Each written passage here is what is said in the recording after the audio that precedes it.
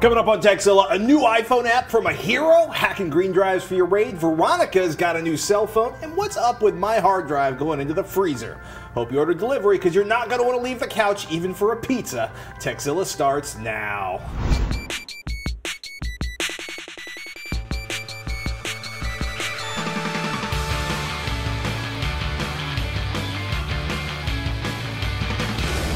This episode of Techzilla is made possible by GoDaddy, Squarespace, and the National Fight Against Drunk Driving. Over the limit, under arrest. I'm Patrick Norton. I'm Veronica Belmont. Welcome to Techzilla, hands-on reviews of the latest tech and how to make the most out of the gear you already got. Whether you're a beginner or tech support for your friends and family, if you've got a question about tech, or the best way to find truffles. Pig. Pig. It's a pig. We've got an answer for you. A well-trained pig. And See how we did that? Yeah, if you don't have a well-trained pig, we'll track down someone who does. That'd be cool. Let's have the truffle episode. That would, yeah. I don't think we live in truffle regions. No. No, unfortunately. We'll go to France. Okay. It's a date. Oh my goodness. So you had an amazing Friday night. Yeah, I went to go see District 9. It was amazing? It was so good. 2 enthusiastic thumbs up. I like that thought. Everybody knew, except for like one person, has been insanely enthusiastic about it. Yeah, I had one guy on Facebook that was like, meh, boring. And I'm like, how could you possibly think that movie is boring? There's no way that movie was boring. Yeah, it was a pretty new cast, a lot of South African actors that hadn't really done that kind of thing before, so it was a very cool experience, yeah. Have you checked out the sort of the original video that got the guy hired on YouTube? Well, I don't know it's if we're talking meme. about... Yeah, he has a lot of videos out. He did the Halo Landfall series when he was supposed to be directing the Halo film, which obviously never came to fruition. But I'm glad that District 9 was made instead because it is, it's probably better resume fodder than being like, made a video game movie that drove everyone but ADD 12-year-olds completely insane. I don't know, the YouTube videos that they had of the Halo movie that he was going to make were pretty awesome. Like, it looked more than just a video game movie. I just keep thinking of The Rock in Doom and like that whole camera shot. Like 2.5 hours, or in my case, 2.5 minutes before I bailed. I had a quality Friday night with my hard drive that I was recovering dead data from. I bring this up because I joked about throwing it in the freezer, which caused a lot of people to But that actually works, doesn't it? Sometimes? It actually does work sometimes. It is not the first thing you want to do, right? The idea, so your hard drive dies, you can't access it, maybe you can't rebuild if you're on a Windows machine, the master boot record, or recover it. Basically, you remove the hard drive, in my case from a notebook. I had the big, it's not as much fun now because you get a file folder with a question mark in it. Instead of sad Mac. Instead of the sad Mac with the crosses, the little dead Mac on the middle of your screen, which is almost as good as the bomb. The only time I've ever seen someone throw a Macintosh is they had the bomb launch and they literally launched the thing across the room. They thought they were being mocked. How appropriate. Yes, actually, considering how mild-mannered the person in question was, it was really amazing to watch. It was very cathartic, I think. But yeah, if it turns out to be connected to another machine, if you can access the data either by directly opening up the drive in the operating system, or by running file recovery software, the first thing you do is you get your data off. And a lot of people are treating it like, you should be running SpinRite, which doesn't really run very well under OS X-A and B, is a great tool for maintaining drives, but not my favorite tool for doing data recovery. I want tools that are going to basically grab my files from drive A and put them on drive B, because the first thing I want to do is I want to get my data off, just in case it is a physical problem with the drive and it's giving me intermittent service before it dies. I got almost all my files. A few files were corrupted. In a lot of cases, though, if it is a physical failure on the drive, things go downhill really, really quickly. The freezer thing is, again, only after you try getting the data off by mounting the drive or running recovery software, because the idea is that you cool the drive down and it will temporarily restore functionality to the drive. Really crazy people will basically cool the drive down. You basically wrap it in a Ziploc bag, put it in the freezer for 24 hours, bring it out, put a piece of dry ice on top of it. The idea is that it's going to sort of tighten everything up long enough to keep the drive running. Another thing they do is if people save, and this is one even I'm not really brave enough to do, if there's like a stiction issue where the head's contacted the platter, which usually means your data's doomed and the head on the drive's doomed, that you whack the drive against the surface and that's going to break the head free. I really don't recommend that. I've heard that before too, and it always makes me feel kind of sick in my stomach. Yeah. To think about. Yeah. And I gotta say, recovery software has gotten really interesting because I'm nosing around because like I'm copying files, but you know, I get to this one folder and about half the files are trashed and I'm not be able to move them. But a lot of super popular file recovery tools now make you pay by the amount of data you save. So there's not a flat rate for the software. There's you run the software and it's like, we can save these files and these files will cost this much money. Or you pay a pretty healthy annual fee for unlimited use of the software. I'm just thinking it's kind of like a blessing and a curse at the same time. You're like, yay, all my files are back, but boo, now I owe them $2,000. Yeah, well, it's more like, you know, it's more like $400 or $500 for like up to a terabyte. I think it's more like really brilliant marketing because let's say you haven't backed up, you've lost the Ferguson presentation and you're going to lose your job and it's like 3 o'clock on Friday, so you can't call the IT guy at work, so you download this thing off of downloads.com or wherever and you run it and it shows you the Ferguson file and all you have to do is run your credit card and you can save that file. It's pretty clever marketing. Look, best thing to do right now, save yourself money and time and pain and frustration and spending a quality Friday night in a big-ass, empty, scary as hell office building. Back your stuff up now and keep a copy of that off-site. Best practice is you have your backups at home, and then whether you're using an online service like Carbonite or you swap hard drives with a friend, preferably not someone that, say, lives in a part of San Francisco that's going to collapse in liquefaction and fall into the earth. But keep a copy of that data off-site also, at least like once a month or once a week. Yeah, I mean, that's true. You don't really think about that too much. How I do. You can have as many drives as you want with all your data on there backed up over and over again, but if something happens to your house, there's not really much you can do to save that once it's gone. I'm smiling right now because you know, there's a lot of sadness involved, and it's much better than me weeping openly on the show. But I have family members that were burned out of 2 houses. We live in San Francisco, where it's not if, it's when the next big earthquake is and whether or not our houses collapse or don't collapse into rubble. My folks live on an island in the Jersey Shore, which basically threatens to be swamped by a hurricane at any time. So I'm big on off-site data storage. That's a good thing to remember. Yeah, and hey, remember, if I'd actually been up to date with my backups on this drive, I wouldn't have had to spend a quality, you know, I got out of here like 5 a.m. on Saturday morning. It was ugly. But I had most of my data. You know, back up now. Hit pause. We'll wait for you. Speaking of which, oh, you know what I'd love to get on the show? Who? Did I ever tell you about Scott Moulton? He does drive forensics and data recovery. What's really cool about him is, unlike most of the people who are like, yeah, we have secret technology and magic and wizards, and if you roll a 20, you will get your data back. He actually not only does drive recovery, but he loves to share the techniques that most big drive saving companies do not want to share. He's done some pretty cool panels, or panels like lectures, educational speeches at DEF CON. So we'll put links to those in the show notes, and we'll see if he'll come on the show to talk about some best practices, because if he's watching this, so he's probably like, no, don't tell him about that, because they'll screw their drive up, and he'll actually save your data. Saving data is good. Saving data is good. Have you backed up this week? No. You gonna back up tonight? Yes. Before or after Dungeons & Dragons? After. Oh boy, better roll 20s. Still to come, hero star Greg Grunberg joins us to talk about his new iPhone app and about the whole iPhone development experience. While we got your attention though, let's take a moment to thank one of our sponsors. Let's take a moment to thank one of our sponsors, the National Fight Against Drunk Driving. Far too many people do not understand that alcohol, drugs, and driving do not mix. The message is simple, guys. Drinking and driving, over the limit, under arrest. Don't put yourself or others in danger. Law enforcement officials will be out in force all over the country from August 21st through Labor Day weekend, cracking down on drunk drivers. Beyond putting your life at risk, you could cost yourself a bundle of time and money. Jail time, the loss of your driver's license, higher insurance rates, and dozens of other unanticipated expenses, from attorney fees, other fines and court costs, car towing and repairs, lost time at work, etc. What's more, drinking and driving is so easy to avoid. You could still go out and have fun, just plan ahead. If you're going to drink, designate a driver, call a taxi, use mass transit, or find some other kind of sober ride program. So please, do the smart thing. Don't drink and drive. Welcome to this week's Freebie Download Pick, a free program that we find useful, fun, or incredibly interesting.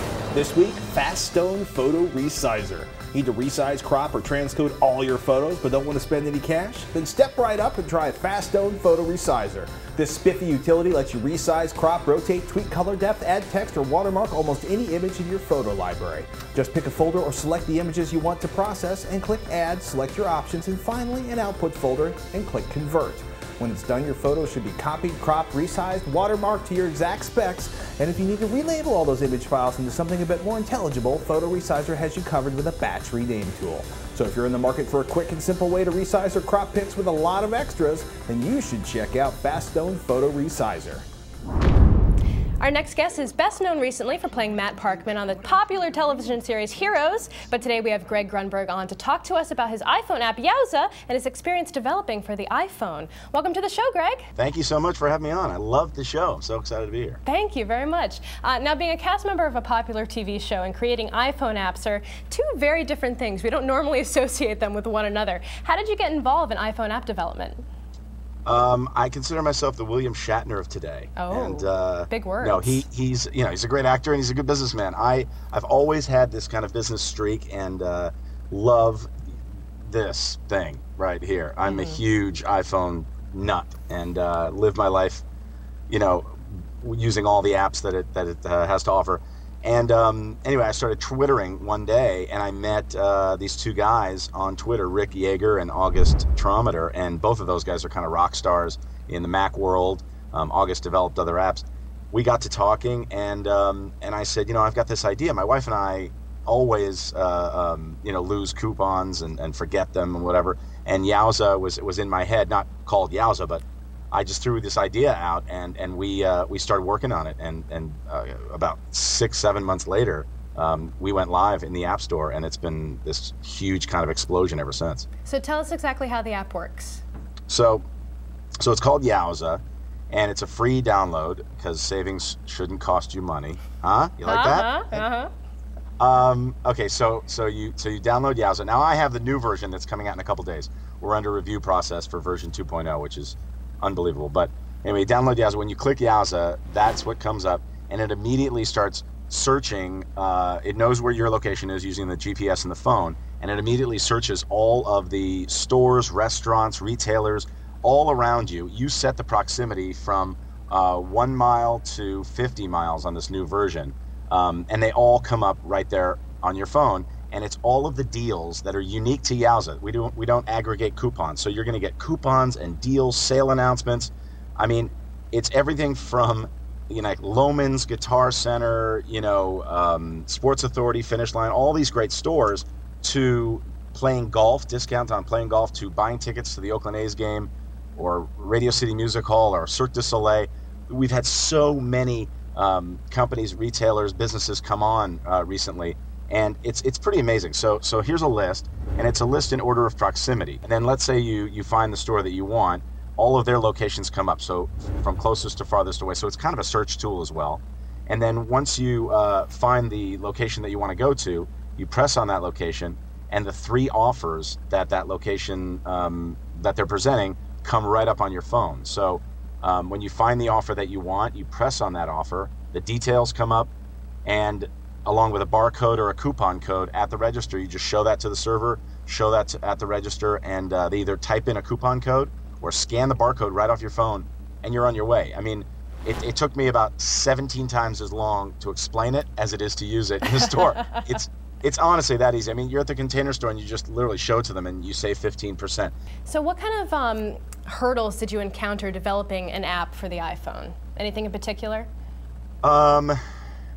It just your imagination can really go crazy. August is really the one to ask about that. I mean, he is really the genius on the tech side. But every time that I had some great idea about, hey, let's track our savings, and August would say, okay, that's great, but he's working on this version of the app, so it's a progressive thing. You have to at some point say, okay, this is fantastic, let's run with this, and submit it to Apple and hope to get approval. And something like this, it's kind of a co-op thing between the retailers and you can come up with a great idea, but unless it's filled with offers, it's not useful to people. So there are these constant humps that we have to get over, and we're at a real tipping point now with Sears is on there, Pier 1, REI.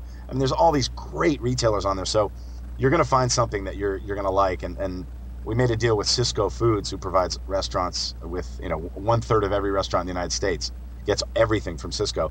They're providing to the restaurant. So soon you're going to see, local places on down the street from you on there. But it's really just an overall be careful what you wish for. You come up with a good idea, the work really begins. It's for me, it's do I use this opportunity to kind of exploit myself and because I'm using my image and my celebrity or whatever to get the word out. I co-created this, so I'm really, really passionate about it. It's not like I'm a paid spokesperson.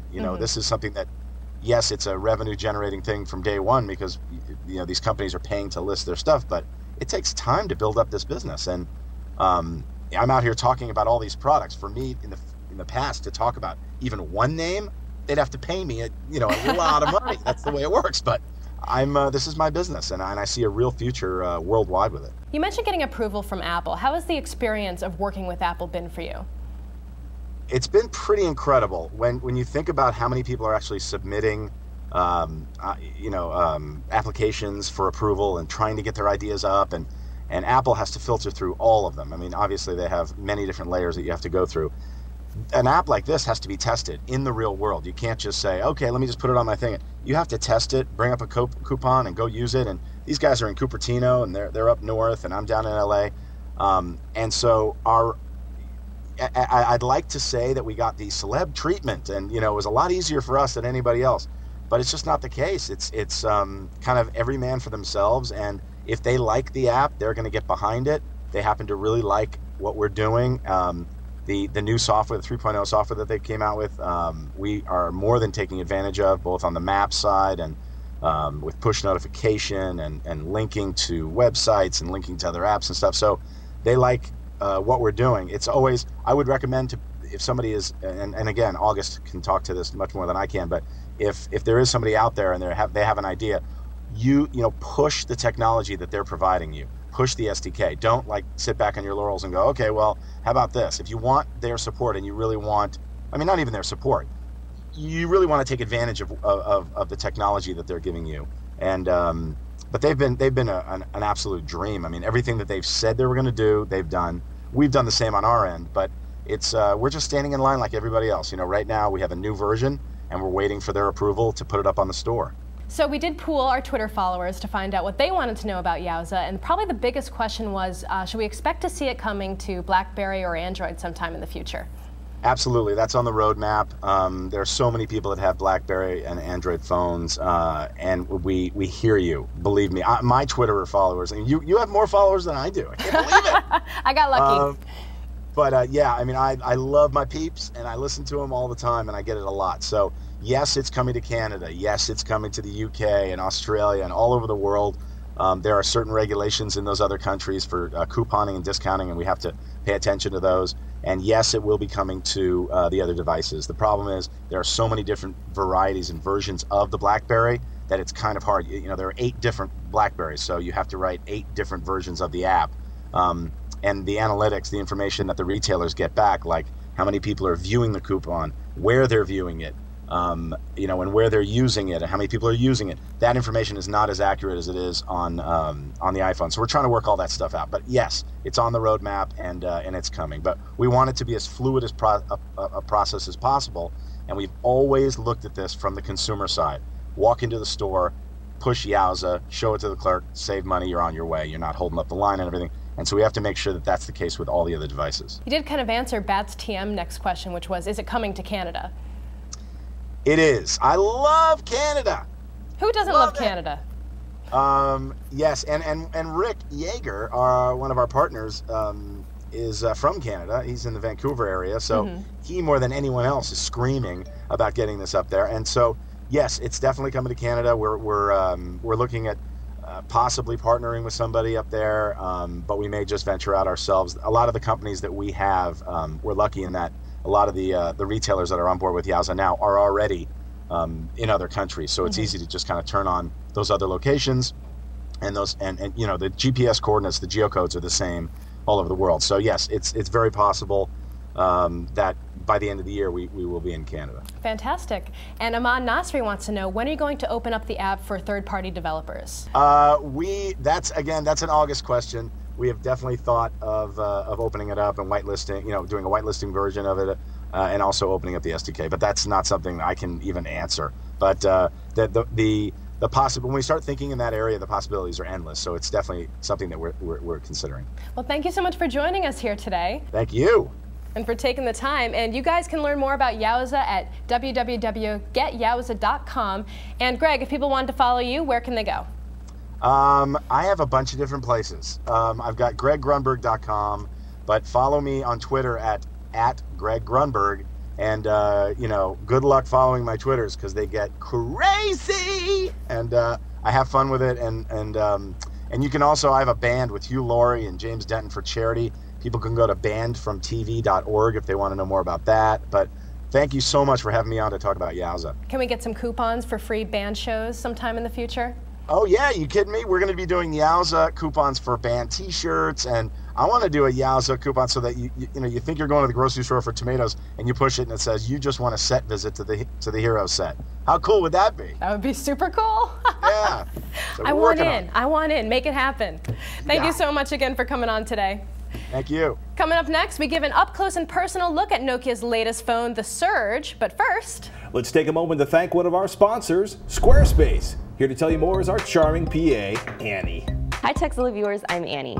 If you're looking for a better way to build and host a website or improve the one you already have, you should try squarespace.com.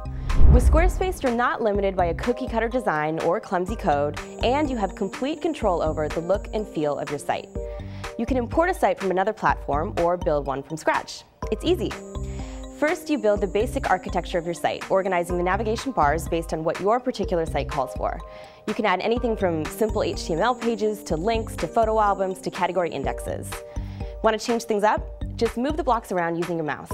What you see is what you get. Absolutely no programming experience necessary, because Squarespace does it all for you. You just need to pick a template and customize your colors, fonts, and layout. If I can do this in about 10 minutes, just imagine what you can come up with using Squarespace. Find out with a free trial, and you don't even need a credit card. Just pick your username and password, enter your email, and start building. And don't forget to use the code TEKZ, that's T-E-K-Z, if you decide to sign up for a paid version of Squarespace. You'll get 10% off the entire lifetime of your order, and you'll be helping to keep Techzilla on the air too. Looks like it's time for another website we just can't get enough of. A website that we just can't stay away from because it's too useful, too funny, or just too darn irresistible. This week's pick, RecipePuppy.com. I'm going to get a little more domestic goddess on your butts this week with Recipe Puppy, the perfect solution for when you have a fridge full of random ingredients and no idea what to make for dinner. Here's all you have to do. Head over to the site at RecipePuppy.com and enter in all the ingredients you want to use in the search box at the top. They'll suggest similar ingredients based on what they have in their database, which is helpful when you're feeling lazy and just want to type cheese and not mozzarella cheese. Speaking of which, let's test this puppy out. Let's say we have hot sauce, mozzarella cheese, and potatoes. Ta-da! If we just get one more ingredient, ketchup, we can make blood and guts potatoes. You can see which additional ingredients you need by looking for the little plus sign by the recipe names, and then it will link you to the source of the recipe. I don't really love the layout or design of the site, which is clogged with Google ads that are hard to differentiate between the recipe links, but the really adorable mascot definitely helps make up for it. So to help decide what's for dinner tonight, check out Recipe Puppy today.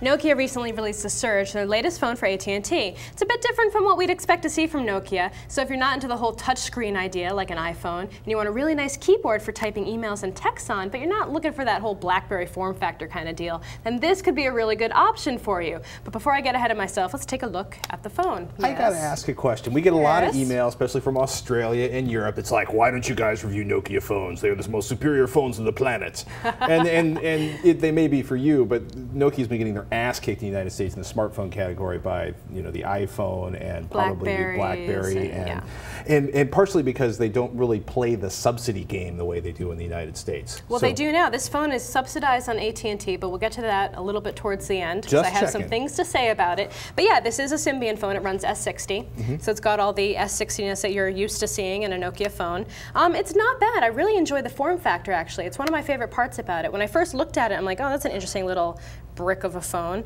but the keyboard and the sliding function here is so nice. It seems more T-Mobile Sidekick remake or that horrible LG chocolate phone I returned after having for 3 days. Oh, did you actually buy that phone? And the chocolate? I returned it less than a week later. I am a Sidekick fan. I had a Sidekick for years, and so I think that's part of the deal for me is that I really like being able to slide it up and getting that click. I don't know if you can hear it. There's a lovely snap as you open the lid. Yeah, it's very satisfying.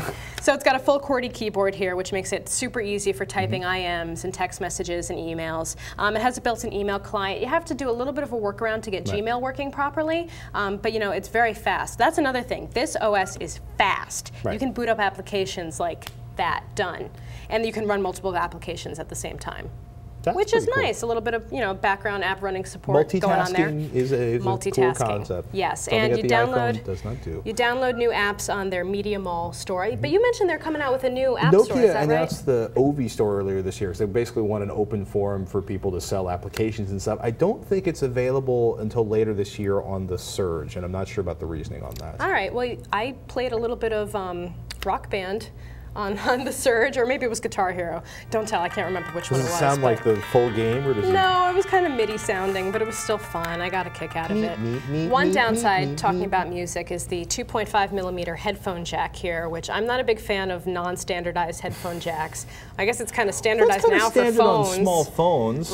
You know, you put the little tiny jack, you go to Radio Shack, you get an adapter, and you have your big stupid cable hanging out of your phone to connect your real headphones. And you can play music. There's a media manager on here as well. Is there storage on? How much storage is available? There's 128 megs of storage. Micro SD card or something? There is a micro SD card slot, which is good because you don't have to like flip out the battery and the SIM card in order to get to it. It's on the side there.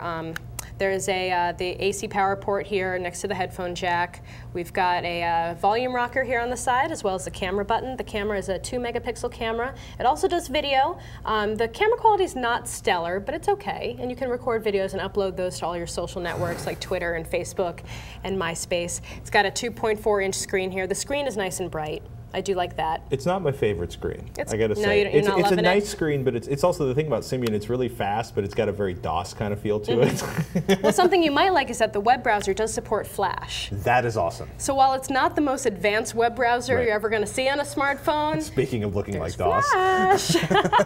It'll run all of the websites that the iPhone won't run. Yeah, but overall, I think it's a pretty good device, and it does have that subsidization, as I mentioned. You can get it for $79.99 on AT&T, but you have to do the $30 data plan. I guess you don't have to do it, but if you want all the data features, it's going to be $30. It's not really, you're not getting the same kind of value from the data plan as you would from an iPhone, I feel, because there's not as many like vibrant data features on that phone as maybe an iPhone would have, but if that's what you're looking for, it's a little bit cheaper to start with. I forgot how funky Symbian looks. Yeah, but it does seem like the kind of phone that you would give to like a teenager maybe when they want to get into the smartphone thing, but don't necessarily want to run with the rest of the crowd and get an iPhone. And like I said, they have all these social networking things built in as well. Is it more for somebody who does a lot of texting or SMS messages? Oh, definitely. Yeah, as I mentioned, I mean, that keyboard is perfect for that kind of thing. You can just text on that puppy all day. Any mapping or navigation in there? There is the AT&T GPS app built in there as well. So you can get that. It's 3G, so HSDPA. Not bad. So yeah, that's the Nokia Surge. If you guys have any questions about it, let us know. Write us into techzilla@revision3.com. Coming up, more of your viewer questions, but first, let's take a moment to thank one of our sponsors, GoDaddy.com. If you want to make an impact online, GoDaddy.com has what you need. .com names for as low as $1.99. World-class hosting, fast and easy website builders, and quite a bit more. Your website visitors, prospects, and customers are wary of websites and online businesses that aren't what they claim to be. Scammers. They're worried that their personal and financial information might fall into nefarious hands. Turn your visitors' fear into a competitive advantage with the ironclad protection of a GoDaddy.com secure certificate. Plus, enter code TECH2, that's TEK2, when you check out, and you'll save an additional $5 off any order of $30 or more. Some restrictions apply. Please see the site for details. And be sure to check out revision3.com/GoDaddy for all the TechZilla GoDaddy deals and codes to find the one that's perfect for you. Please get your piece of the internet at GoDaddy.com and use one of those TEK codes when you do. Nate Ronan about the heat. Processor heat, that is. I was wondering how cool my Intel processor needs to be to keep it running smooth. A friend of mine said that Intel start taking damage around 140 degrees Fahrenheit. Is this true? Nate. It's like he's racking up hit points or something. 140 degrees and it's going to fail. It's dead. oh my goodness, look, it's not quite that way anymore. Back in the day, a CPU could overheat and pretty much have a meltdown, your own little personal China syndrome right in the middle of your motherboard. Especially, say, if the fan on your CPU cooler died or somebody yanked the plug out, or mostly if the fan on your CPU cooler died.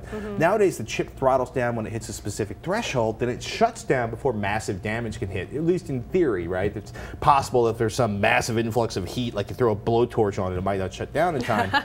But Go figure. Yeah, you know. Or, you know, the wrong day in Arizona, somebody, some weird confluence of bad things like a shut closet door in 120-degree weather. But generally speaking, like the Core i7 starts to get close to 100 degrees Celsius, it turns down the clock speed of the cores to keep it under 100 degrees. I think like 105 degrees Celsius, and it actually just like, you know, pulls the plug on everything. Wow, okay. It's not, you don't want to get to that point. Generally speaking, you want to keep it around 80 degrees Celsius. That's about 176 degrees Fahrenheit. And if you live in a hot part of the country, you definitely want to watch your CPU temps, especially if you're in a place where, again, you know, you may have poor ventilation, the AC might get shut down, rolling blackouts or stuff like that. I guess if rolling blackouts are going to shut the computer down, but you know, generally speaking, it's hard to hurt a CPU these days. The stock cooler on a notebook or a desktop should keep things at the right temp if you haven't overclocked or turned down the fan. Like overclock the processor, it generates more heat. Well, Turn down the fans, it keeps more heat in the processor. If you're overclocking your processor, though, you probably have a good idea about how to keep it cool. I mean, that's kind of the whole point. I would imagine you would have a certain working knowledge of how to keep things running. The stock CPU cooler is great for the stock CPU, the stock settings. As soon as you start tweaking it, you need more cooling. And another place to watch this is if you're playing around with things that are like, I don't want any fan noise, but I'm not going to buy a new fan, so I'm going to throttle the fan back. Keep an eye on the CPU, because there's two annoying things. One, you increase heat, which is generally bad for things. Two, even more importantly, if it throttles back performance, you can be like, why is my system so slow? Because you turn the fan down. Because well, you laugh, right? But I do laugh. You mock. I do laugh. I mock. And you roll 20s. And I roll 20s, baby. All right, our next email comes from Mike in Lake Worth, Florida. He writes, what type of drive should I use in a RAID? Right now I see three main types: green drives, which have the largest size, but some problems running in a RAID; the regular everyday drive, better performance, but smaller sizes; and the RAID class drives, such as Western Digital RE3 series. For my home file server, does it make much of a difference? I would love to be able to run 3 or 4 2-terabyte drives in a system, but don't want to be constantly restarting because a drive goes green, sleeps, and brings down the server. On the other hand, I don't want to spend extra money on a RAID class drive that won't really get me anything. Mike. Great question. And Mike, since you're mentioning green, black, and RE drives, you're probably thinking Western Digital. They offer green, black, and blue drives. Sounds like a fading bruise, but green is energy saving, which is quiet and slower. Black is the maximum performance, and blue is kind of something in between. The RAID class drives you talked about are actually RAID Edition Enterprise class drives. They basically offer them in blue versions for critical and green for energy saving versions.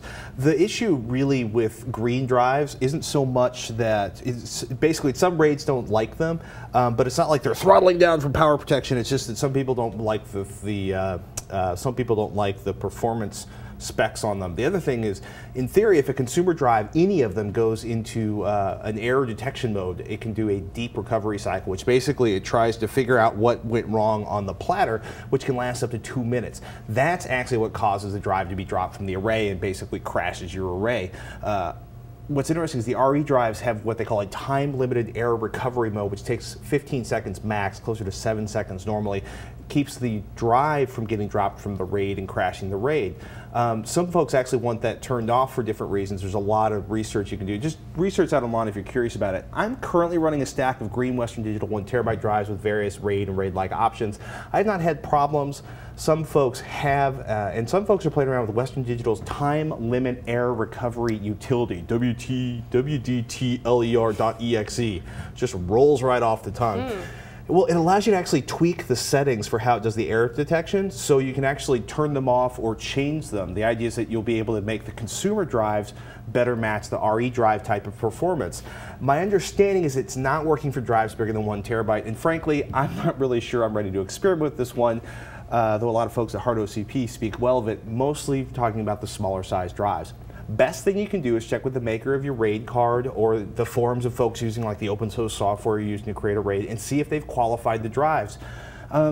seriously though, if you have the cooling in place, like decent cooling inside of your case, black drive should deliver the best performance. And do me a favor, don't do a RAID 0 or RAID 1. Do like a RAID 5 with real parity performance, and use a decent hardware tool for that. Because a lot of the thing about a RAID, right? If a RAID controller goes down, you will lose the contents of that RAID if you cannot replace the RAID controller.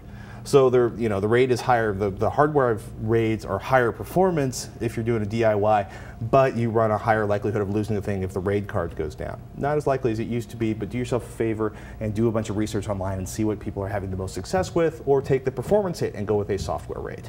Well, back to that whole backup thing, huh? Back to the whole backup thing. Protecting your data. Yeah, the thing about the greens is it's not so much that they want to power down, but they run a little bit slower and they run a little bit quieter, and you have slightly lowered performance as a result. But it also means if you're running, like, if you have a big media server in the middle of your living room, you're not going to be like, wow, listen to those hard drives spinning. It's like having my own personal jet without the travel and the convenience of avoiding the TSA inspections. Well, Revision 3 is psyched to announce our newest show, App Judgment, a mobile phone application review show for the iPhone, Android, BlackBerry, and Palm Pre. App Judgment has a team of passionate reviewers headed by David Prager and Mr. Patrick Norton. They'll give you advice, tips, and more importantly, find some of the best apps for your mobile device. Catch new episodes on Monday, Wednesday, and Friday on revision3.com/appjudgment. And for all of you watching, we live on your questions, so email us, techzilla@revision3.com. Tech help, product reviews, how-tos, you ask us, we'll do it. These guys. But we need those emails. So don't be shy, send them in to techzilla@revision3.com. Even better, send us in a video question. Think of all the fun you can have and the admiration of your friends, family, and neighbors when they see your shiny mug on our shiny show. Just keep it to 15 seconds, upload it to YouTube, and send us the link in an email with video question in the subject line. And as always, you can hang out in our forums at revision3.com/forum. Share your thoughts, ideas, dreams, and hopes with other fans of the show. Ah, hopes and dreams and wishes for what they want to see. In the forums. In the forums. That's brave. Yes. Thank you guys so much for watching. I'm Patrick Norton. I'm Veronica Belmont. Till next time, you've been watching Techzilla. Thanks so much.